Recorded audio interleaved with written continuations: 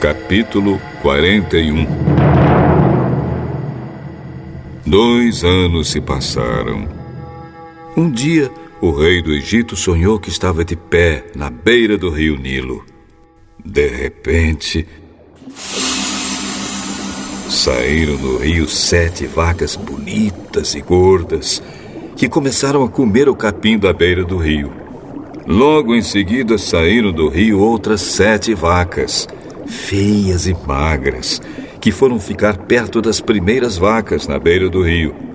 E as vacas feias e magras engoliram as bonitas e gordas.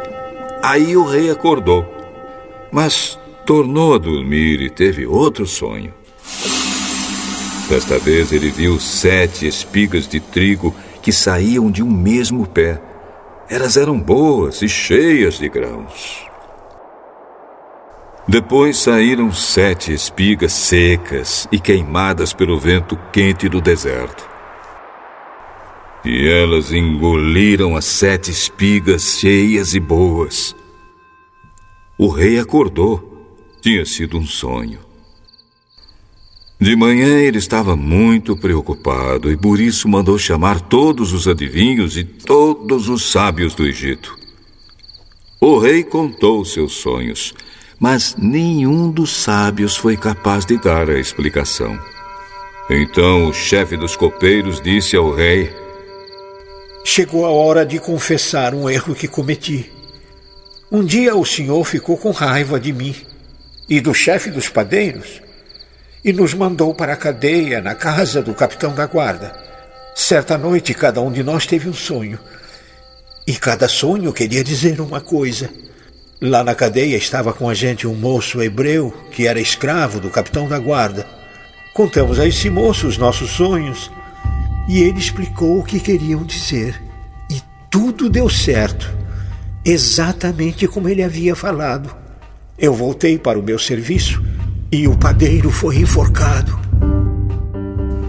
Então o rei mandou chamar José e foram depressa tirá-lo da cadeia. Ele fez a barba, trocou de roupa e se apresentou ao rei. Então o rei disse: Eu tive um sonho que ninguém conseguiu explicar. Ouvi dizer que você é capaz de explicar sonhos. Isso não depende de mim. É Deus quem vai dar uma resposta para o bem do senhor, ó rei. Sonhei que estava de pé na beira do rio Nilo. De repente saíram do rio 7 vacas bonitas e gordas que começaram a comer o capim da beira do rio. Depois saíram do rio outras 7 vacas, mas estas eram feias e magras. Ora, em toda a minha vida eu nunca vi no Egito vacas tão feias como aquelas. E as vacas feias e magras engoliram as bonitas e gordas. Mas nem dava para notar isso, pois elas continuavam tão feias como antes. Então eu acordei. Depois tive outro sonho. Eu vi 7 espigas de trigo boas e cheias de grãos, as quais saíam de um mesmo pé. Depois saíram 7 espigas secas e queimadas pelo vento quente do deserto. E elas engoliram as 7 espigas cheias e boas. E eu contei os sonhos aos adivinhos, mas nenhum deles foi capaz de explicá-los.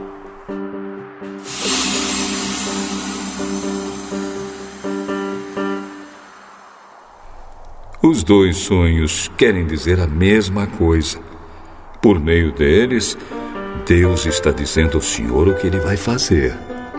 As 7 vacas bonitas são 7 anos e as 7 espigas boas também são. Os 2 sonhos querem dizer uma coisa só. As 7 vacas magras e feias que saíram do rio depois das bonitas e também as 7 espigas secas e queimadas pelo vento quente do deserto são 7 anos em que vai faltar comida. É exatamente como eu disse. Deus mostrou ao Senhor, ó Rei, o que Ele vai fazer. Virão 7 anos em que vai haver muito alimento em todo o Egito.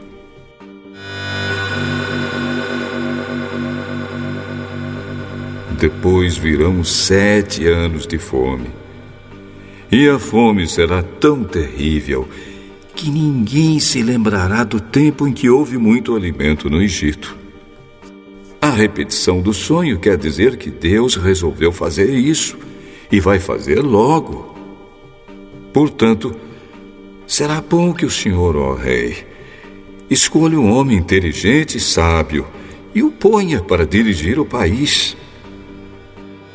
O rei também deve escolher homens que ficarão encarregados de viajar por todo o país para recolher a 5ª parte de todas as colheitas durante os 7 anos em que elas forem boas. Durante os anos bons que estão chegando, esses homens ajuntarão todo o trigo que puderem e o guardarão em armazéns nas cidades, sendo tudo controlado pelo Senhor. Assim, o mantimento servirá para abastecer o país durante os 7 anos de fome no Egito, e o povo não morrerá de fome. O conselho de José agradou ao rei e aos seus funcionários. E o rei disse a eles: Não poderíamos achar ninguém melhor para dirigir o país do que José, um homem em quem está o Espírito de Deus. Deus lhe mostrou tudo isso, e assim está claro que não há ninguém que tenha mais capacidade e sabedoria do que você, José. Você vai ficar encarregado no meu palácio, e todo o meu povo obedecerá às suas ordens. Só eu terei mais autoridade do que você, pois sou o rei. Neste momento, eu o ponho como governador de todo o Egito. Então o rei tirou do dedo seu anel sinete e o colocou no dedo de José. Em seguida, mandou que o vestissem com roupas de linho fino e pôs uma corrente de ouro no pescoço dele. Depois fez com que José subisse no carro reservado para a maior autoridade do Egito, abaixo do rei, e mandou que os seus homens fossem na frente dele gritando: Abram caminho! Assim, José foi posto como governador de todo o Egito. O rei disse a José: Eu sou o rei, mas sem a sua licença, ninguém poderá fazer nada em toda a terra do Egito. O rei pôs em José o nome de Zafenate-Paneia e lhe deu como esposa Azenate, filha de Potífera, que era sacerdote da cidade de Heliópolis. José tinha 30 anos quando entrou para o serviço do rei do Egito. Ele saiu da presença do rei e viajou por todo o Egito. Durante os 7 anos de fartura, a terra produziu cereais em grande quantidade. E José ajuntou todos os cereais e os guardou em armazéns nas cidades, ficando em cada cidade os cereais colhidos nos campos vizinhos. José ajuntou tanto mantimento que desistiu de pesar, pois não dava mais. Parecia a areia da praia do mar. Antes de começarem os anos de fome, José teve 2 filhos com sua mulher, Azenate. Pôs no primeiro o nome de Manassés e explicou assim: Deus me fez esquecer todos os meus sofrimentos e toda a família do meu pai. No segundo filho, pôs o nome de Efraim e disse: Deus me deu filhos no país onde tenho sofrido. Então acabaram-se os 7 anos de fartura no Egito. E, como José tinha dito, começaram os 7 anos de fome.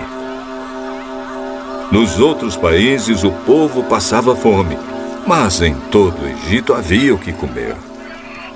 Quando os egípcios começaram a passar fome, foram pedir alimentos ao rei. Vão falar com José e façam o que ele disser. Quando a fome aumentou no país inteiro, José abriu todos os armazéns e começou a vender cereais aos egípcios. E de todos os países vinha gente ao Egito para comprar cereais de José, pois no mundo inteiro havia uma grande falta de alimentos.